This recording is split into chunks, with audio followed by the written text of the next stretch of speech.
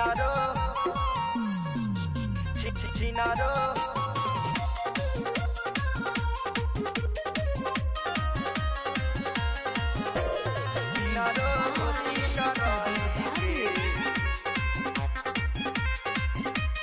चिनारो हो बेवफाई के हद पार कोई दिहलू तू, हद पार कोई दिहलू तू।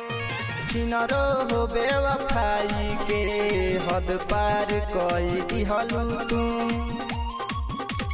दोसरा से बोल दिलवा, दोसरा से बोल दिलवा, केतना में बेच दिहलू तू।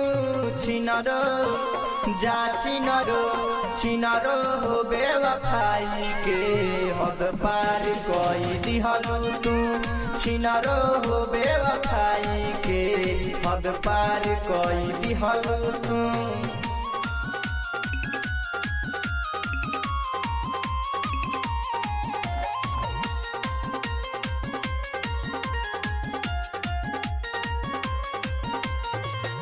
तोरे चलत छूट गई मोर रंगदारी, देखी जब तोरा के मुँह से निकलत गारी। पहिले जे जानी जईती तो से दिल न लगईती, अनजान आदमी के, अनजान आदमी के अपन बनाई लिहलू तू। चिनारो जा चिनारो, चिनारो हो बेवफाई के हद पार कोई दिहलू तू। चिनारो हो चिनारोई के हद पार कोई दिहलू तू।